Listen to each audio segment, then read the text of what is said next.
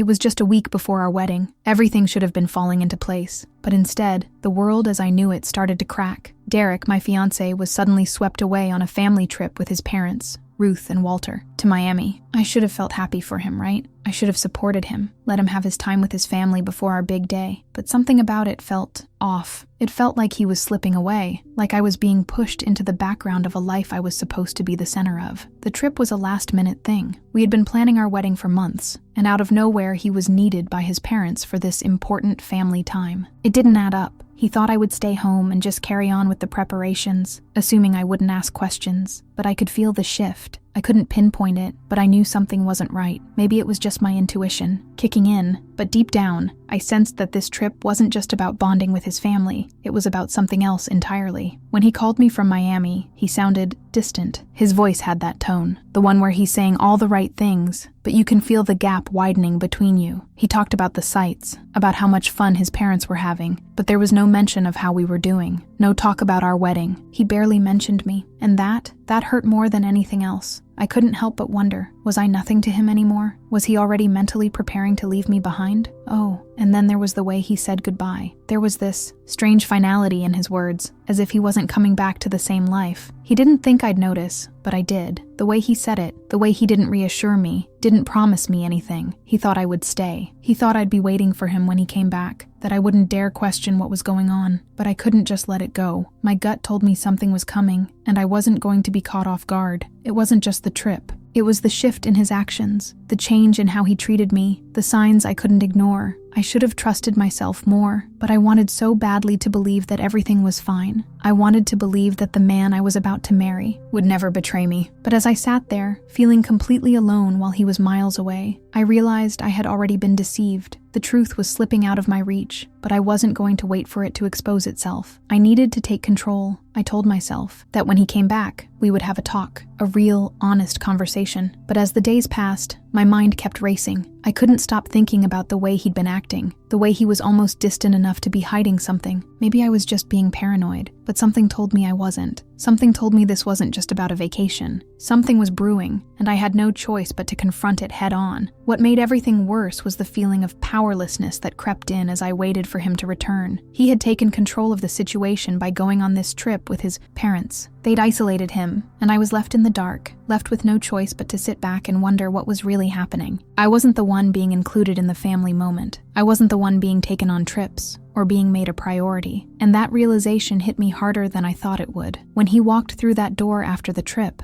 I could tell things were different. He didn't seem like the man I had been so in love with. He seemed like a stranger. I thought we were supposed to be building a life together, but here he was, acting like he couldn't even look me in the eye. It felt like everything was slipping away from me, and I was powerless to stop it. But that feeling of powerlessness, it didn't last long, because I knew one thing for sure. I wasn't going to sit back and let him decide my future for me. I spent days thinking about the best way to handle this. Should I confront him right away? Should I wait and see if he'd tell me the truth on his own? But deep down, I knew that the truth wasn't something he was going to offer up willingly. I had to take matters into my own hands. So, I decided to investigate, to dig deeper, and find out what had really happened during that trip. I couldn't keep waiting for answers that weren't coming. I needed to know, and I wasn't going to let him get away with hiding the truth from me. So, I started digging. I reached out to friends, asking if they had seen or heard anything suspicious. I even considered hiring a private investigator, whatever it took to find the answers, because I wasn't going to let this go, not without getting to the bottom of it. The nagging feeling wouldn't leave me. I had to know what happened on that trip. My mind was racing, and I couldn't shake the thought that something wasn't right. Derek's sudden coldness, the way he avoided talking about the trip, and that sense of distance, it all pointed to one thing. There was more to the story than he was telling me. He thought I'd just sit back, accept his excuses, and let it slide. But I wasn't that kind of person. No way. I needed answers. One evening, a friend of mine from Miami sent me a message that turned my world upside down. She had seen Derek at a cafe, but there was something off about the whole encounter. He wasn't alone. He was with a woman, someone I'd never heard of before. They were laughing, holding hands, looking way too close for comfort. It was as if they were in their own little world, and I wasn't even part of it. My heart dropped. How could he? I thought we were planning our future, but this woman, she wasn't supposed to be a part of it. The next few days were a blur of emotions. I couldn't sleep, couldn't focus. My mind kept going back to that image of him with her. I had to know who she was, why she was so close to him, and what had happened between them during the trip. I wasn't going to sit idly by and let this unfold without knowing every detail. So, I made the decision. I needed more than just a friend's account. I had to dig deeper, and that meant hiring a private investigator. I knew it was a risky move. I could feel the weight of the decision as I dialed the number, but I couldn't let this go. I was no longer in a place where I could trust him, and I wasn't about to make excuses for his behavior. The PI was discreet, professional, and understood exactly what I was asking. He promised to find out everything he could about the trip, about the woman, about what had really happened. The truth was out there, and I was determined to uncover it. The next few days felt like they dragged on forever. Every time my phone buzzed, I would freeze, hoping it was the investigator with an update. The anxiety was suffocating. I couldn't escape the images in my mind. Derek and this mystery woman, their secret moments, their hidden smiles. I couldn't believe it was happening. It was like a nightmare that I couldn't wake up from, and I was just waiting for someone to tell me it was all a misunderstanding. Finally, the call came. The PI had the evidence. He sent me a file, photos, videos, reports. Derek and the woman were more than just casual acquaintances. They were flirtatious, too comfortable with each other. There were images of them whispering to each other, laughing like they shared some secret that didn't belong to me. My hands trembled as I went through the file. I found the messages they'd exchanged, words that should have never been written, moments that should have never happened. And all the while, Ruth and Walter, his parents, were encouraging this. They weren't just bystanders. They were participants. They were part of the plan. As I stared at the proof, my heart broke all over again. The truth had come out. Derek had betrayed me, and his family, they were complicit. The people who I thought were my allies, the ones I thought I could trust, had been helping him deceive me. It was like my entire world had been shattered in a matter of days. I wasn't just dealing with a broken relationship. I was dealing with a betrayal of the highest order. I didn't know what to do with the information. At first, part of me wanted to confront him right away, to let him know I knew everything. But another part of me knew I had to be smart about it. I had to think this through. He was already walking a fine line, and the last thing I wanted was for him to deny it, to try to cover it up. No, this time, I wouldn't let him manipulate me. This time, I would expose him for the liar he was. I wasn't going to let him get away with it. But the hardest part? It wasn't just finding out the truth. It was realizing how deep this betrayal ran. He thought I would stay. He thought I would forgive him. But I wasn't going to be a fool. Not anymore. I had the proof. And now, I was going to make sure he never saw it coming.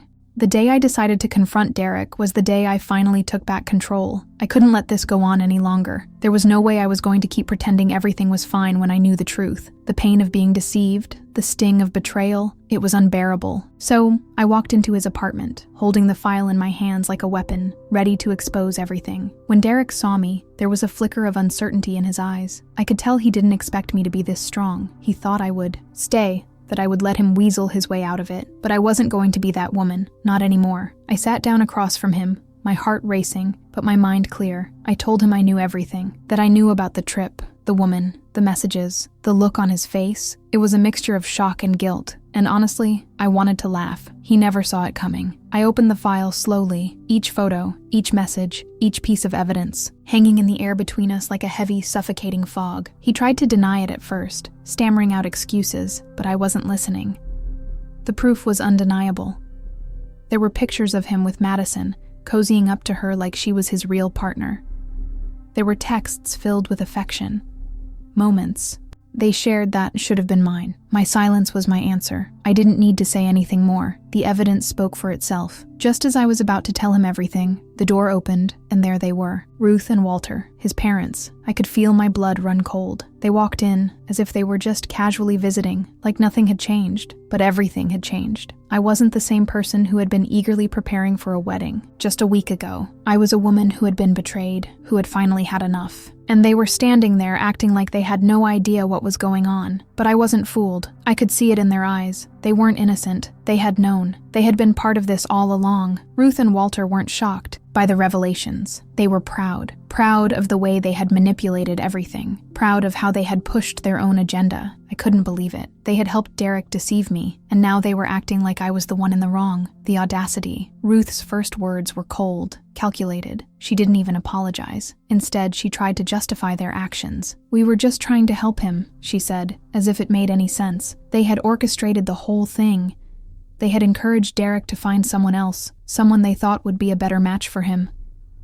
They didn't care about me. about my feelings. I was nothing to him, just a stepping stone in their twisted plan. They exposed him, not for the man I thought he was, but for the selfish, manipulative liar he truly was. As I looked at the three of them sitting there, I realized how deep the betrayal ran. It wasn't just Derek. It was his entire family who had been complicit in this scheme. They had all turned their backs on me without a second thought, and now they were acting like they had done nothing wrong. But the truth had come out, and there was no way they could hide from it. I wasn't going to let them get away with it. Not this time. Derek's face was flushed with shame, but he still didn't seem to understand the gravity of what he had done.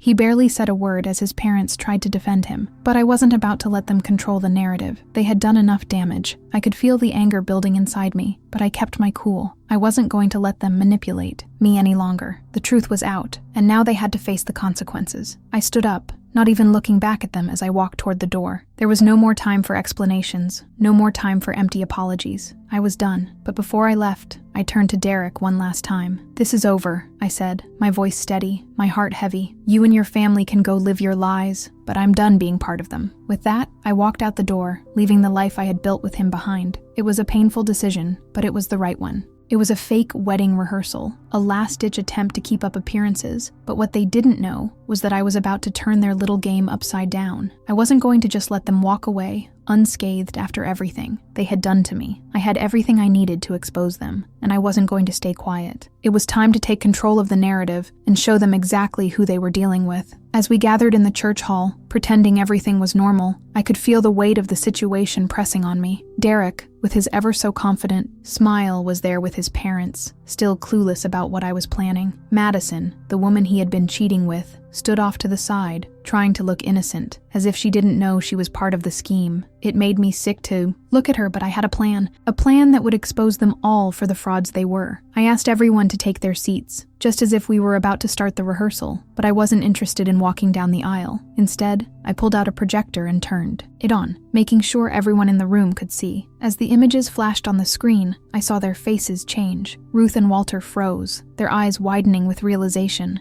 Madison's smug expression faltered as the photos of her with Derek, the messages, the evidence of their betrayal, were all laid bare for everyone to see. It was almost too easy, watching them squirm as the truth came to light. Derek's face turned pale as he tried to speak, but no words came out. He was caught, and there was nothing he could do to spin this. It wasn't just the affair that had been exposed. It was the entire web of lies they had been weaving for months. The truth was undeniable, and there was no way they could backpedal now. This wasn't a minor misunderstanding. It was betrayal on every level. Madison, though, she wasn't ashamed. In fact, she stood up and started smirking. "What's the big deal?" she said, almost mocking me. "He was never really into you." Anyway, the audacity. She had no idea how deep the wound went or how much power she had just handed me. I wasn't angry anymore. I was past that. But this was the final straw. I wasn't going to let her walk away unscathed. And then there was Derek, who, after all this, still didn't fight for me. He didn't apologize. He didn't try to explain himself. He simply said, "Maybe we should go separate ways." That was it. The man I thought I would marry, the man I trusted, was already giving up on me in front of everyone. It was like he didn't even care. He thought I would stay, that I would just accept his betrayal and walk away quietly. But I wasn't that person anymore. I looked at Ruth and Walter, who were standing there, speechless. The look in their eyes was one of guilt, but also defiance. They had played their part in this, but they weren't going to admit it. Instead, they tried to shift the blame onto me. "You should have been more understanding," Ruth said, as if my pain was just some small misunderstanding. I couldn't believe it. Their complete lack of remorse was stunning. They didn't see me as a person. They saw me as a tool to get their way. In that moment, I realized something. They had never cared about me. I wasn't part of their family, not really. I had been a pawn in their game, a means to an end. And now, they were trying to act like they were the victims. It wasn't just Derek who had betrayed me. It was his entire family. They had all worked together to deceive me, to manipulate me into staying in a relationship I didn't belong in. And now, they were going to face the consequences. As I walked out of that church hall, I didn't feel the weight of loss anymore. I didn't feel broken. I felt liberated. This was the moment everything changed. I wasn't the same woman who had walked in. I wasn't the same woman who had been ready to marry Derek just days before. I had taken back my power, and I wasn't going to let them,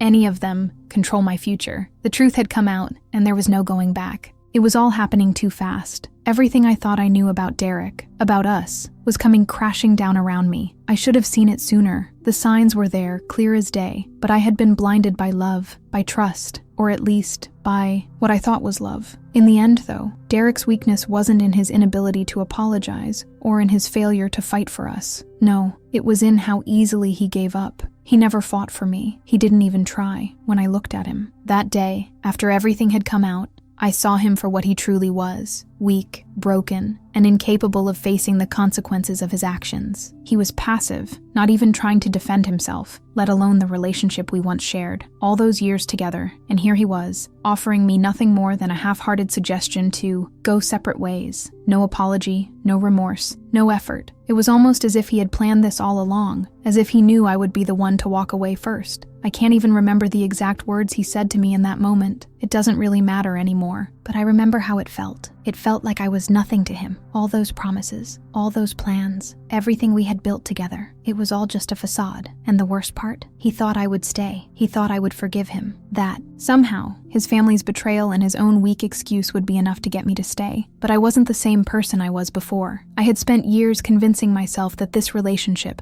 this future, was what I wanted. I had convinced myself that we were meant to be, that we were built for each other. But now, I saw the truth. I was deceived, manipulated by my own desire to believe in something that was never really there. The truth came out, and suddenly, everything made sense. It wasn't love, it was convenience for him. And now, it was over. It's funny, isn't it? How people think they can just walk away from you without consequence. They think they can betray you, break you down, and then expect you to pick up the pieces and move on as if nothing happened. But I wasn't going to play that game. I wasn't going to let him or his family dictate my life anymore. They had already stolen so much from me. My trust, my love, my future. I wasn't going to let them take my dignity too. I remember the way Derek's face changed when I told him it was over. It wasn't just the shock of being caught or the embarrassment of being exposed. It was the realization that I was done, that I wasn't going to fall for his weak apologies or his empty promises. He begged me to come back. He tried to tell me that everything could be fixed, that we could move forward. But I saw through it all. He never saw it coming. The moment I took my power back, the moment I stopped playing his game. The funny thing is, I don't even feel anger anymore. Not toward Derek, not toward his family, and not even toward Madison. I don't feel like I need revenge. I don't feel the need to hurt them back or prove something to them. They've already exposed themselves for what they are. All I feel now is relief. Relief that I don't have to live in that lie anymore. Relief that I'm free from the weight of their betrayal. It's been months now, and I've had time to process everything. I've had time to heal. I still think about Derek from time to time, about what we could have been, what we might have had, but those thoughts don't hurt anymore. They don't have the same sting they once did. And honestly, I don't need him to validate me. I don't need anyone to validate me. I'm enough, just as I am. The truth came out, and I finally saw myself for who I really am. Strong, capable, and worthy of so much more than what he could ever offer me. The day after everything went down, the news spread like wildfire. Derek's family, their precious image shattered, was the talk of the town. People who had once adored them were now questioning everything they'd ever believed about the perfect, upstanding family. And me? Well, I was a part of that story too. It felt surreal at first, like some twisted game, but the truth was out, and I had nothing to hide. It was their turn to face the music. I hadn't expected it to blow up the way it did. One thing about betrayal, it tends to go viral, doesn't it? Madison, the woman Derek had tried to replace me with, was quick to start gloating. Her posts on social media were filled with smug satisfaction, as though she'd won some prize. The worst part? She seemed to think I cared. She didn't understand that I wasn't angry anymore. I didn't need to fight for him. I had already won by walking away. But it wasn't just her. Ruth and Walter, Derek's parents, felt the sting too. They had always been the golden couple, the ones everyone admired. They'd prided themselves on their perfect family, their perfect lives. And now, here they were, exposed as the manipulative schemers they truly were. The backlash was intense. People who had once worshipped them now turned their backs. Friends dropped away, unable to reconcile their image of the family with the reality that had been uncovered. For me, it felt almost like a sense of justice. It wasn't revenge, not really. It was more like the scales had finally balanced. For so long, I'd been living in their shadow, believing their version of the story. Now, I was free from that.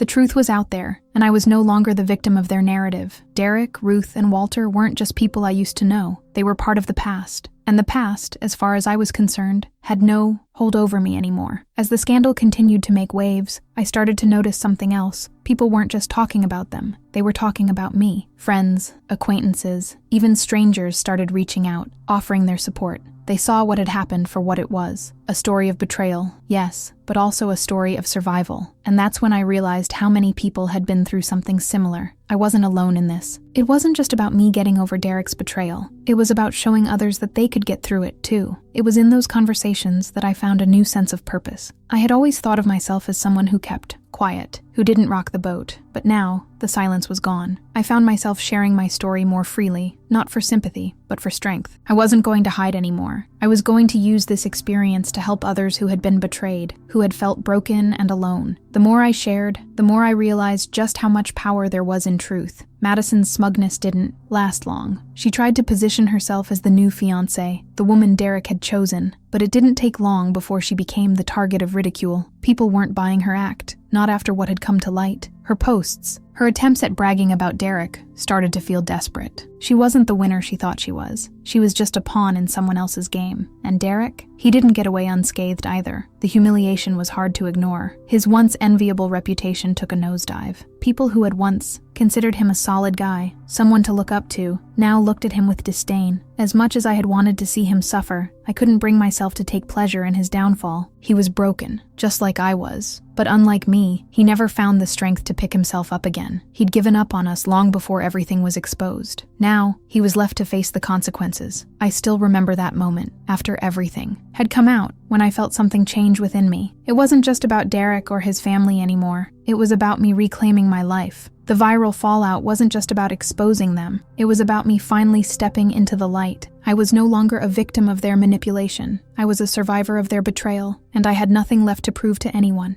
The hardest part of all of this wasn't the betrayal. It wasn't even the public spectacle that followed. No, the hardest part was letting go of the idea that I needed Derek, that I needed his approval, that I needed his love. That realization didn't come right away. It took time, more time than I cared to admit, but when it finally hit me, I felt this weight lift off my chest. I had spent so much time thinking that I wasn't whole without him, that somehow he was the key to my happiness. But now I saw the truth. I was whole, even without him. The weeks following the fallout felt like a blur. At first, I didn't know what to do with myself. I didn't know where to go. I didn't even know who I was anymore. For so long, I had defined myself by my relationship with Derek, by the life we were supposed to have together. But now, I had nothing but space. Space I didn't know how to fill. And honestly, that space scared me at first. It was uncomfortable. It was unfamiliar. But slowly, it became mine to mold. I started doing things for myself. Things I had always wanted to do, but had never made the time for. I picked up hobbies again, things that used to bring me joy. I went to the gym. I took long walks in the park, without feeling like I was rushing to get anywhere. I spent more time with my friends, the real ones who stood by me through it all, the ones who didn't try to convince me to forgive or move on. They let me feel my feelings, and that more than anything, gave me the freedom to heal. It wasn't just about filling the empty space, though. It was about rediscovering who I was beneath all the layers of hurt, betrayal, and disappointment. I had been so focused on Derek and his family that I had forgotten what it meant to just be myself. I had buried my dreams and my passions, thinking that somehow they didn't matter as much as what he wanted. But now it was different. Now I had time to rediscover the woman I had once been before all of this chaos. And then one day, I realized something that stopped me in my tracks. I wasn't just healing for myself. I was healing for the person I wanted to become. I didn't want to stay stuck in this cycle of bitterness and regret. I wanted to move forward, not because I had to, but because I deserved to. I was tired of being angry. I was tired of being defined by what had happened to me. I wanted to create a future where I was in control, where I called the shots. That's when I made the decision to stop looking back. I stopped letting Derek's actions control my emotions, my future, my happiness. It wasn't easy, and it didn't happen overnight, but with every step I took away from the past, I felt stronger. I started to build a new life, one where I wasn't just surviving, I was thriving. I embraced my newfound freedom with a sense of pride, knowing that I had the strength to move on and leave the betrayal behind me. I remember one particular evening, sitting in my living room with a glass of wine, surrounded by my closest friends. We were laughing, talking about everything and nothing, and for the first time in months, I felt at peace. It was like the weight had truly lifted. I wasn't carrying around the baggage of the past anymore. I wasn't letting it control me. In that moment, I knew that I had come out stronger on the other side. It was around that time that I began to entertain the idea of dating again. I wasn't rushing into anything. I wasn't looking for a rebound or trying to replace Derek, but I realized that I deserved love. Not the kind of love that comes from manipulation or lies, but the kind that's honest and pure. I wasn't ready to jump into a relationship, but I was open to the idea that maybe, just maybe, I could find someone who would see me for who I truly was, not for who they wanted me to be. Through it all,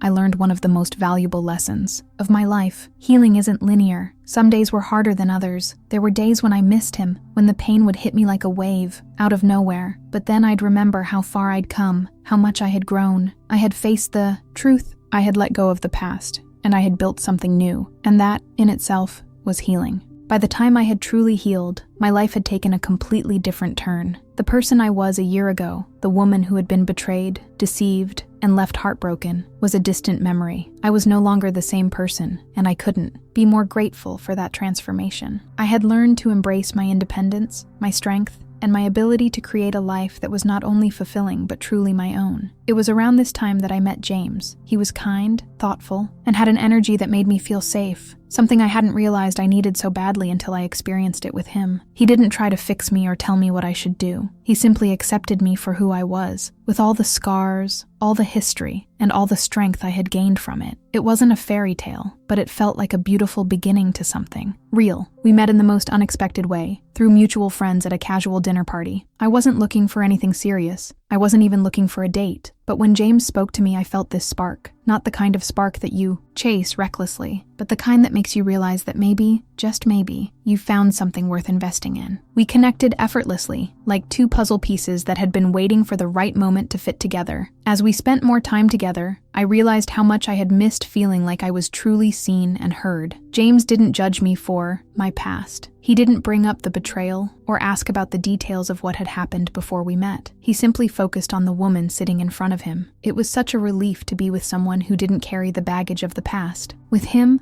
I felt like I was allowed to be present, not defined by what had come before. But it wasn't just James who brought a sense of peace into my life. His family did too. From the very first dinner with them, I felt like I was part of something. His parents were warm and welcoming, and his siblings treated me like an equal, not like someone who needed to be fixed or salvaged. They were a family who understood the importance of love and respect, something I hadn't realized I had been missing until I saw it with them. In the months that followed, I found myself letting go of the need for validation from my old family, the ones who had been so quick to side with Derek and dismiss my pain. Their rejection had stung at first, but now I realized that I didn't need them to approve of my decisions. I had found my own family in James and his. They were the ones who accepted me, the ones who celebrated my victories, and the ones who stood by me when the world felt like it was falling apart. The more I embraced my new life, the more I realized how much I had to be grateful for. I had a new sense of purpose, one that was fueled by my own strength, my own choices. I wasn't just surviving anymore. I was thriving. I was building something from the ground up, a life that was uniquely mine, a life that didn't need anyone else's approval to be valid. It wasn't always easy, though. There were days when the past would creep up on me, especially when I'd hear about Derek or his family. Sometimes I'd wonder if they ever thought about what they had done to me, or if they even regretted it, but those moments were few and far between. The more I leaned into my new life with James, the more I realized that their actions had no place in my future. One of the greatest gifts I received during this time was the ability to forgive myself. I had spent so much time blaming myself for what had happened, wondering if I could have done something differently to avoid the pain. But slowly, I came to realize that the only thing I needed to do was to forgive myself for staying too long in a situation that didn't serve me. I had been deceived, but I wasn't the one who needed to carry the burden of that betrayal anymore. As I continued to build this new life, the idea of marriage started to feel like something I could genuinely want, not something I felt obligated to pursue. James wasn't trying to fix me, and I wasn't trying to fix myself for him. We were simply two people who had found each other at the right time, who understood each other's histories, and loved each other for who we were becoming, not who we had been. The more I thought about my future, the more I realized that I had created the kind of life I had always dreamed of, a life filled with love, respect, and support, a life where I could be myself, without fear of betrayal or manipulation. And as I looked forward to what came next, I knew I had made the right choice in moving forward, both for myself and for the people I loved.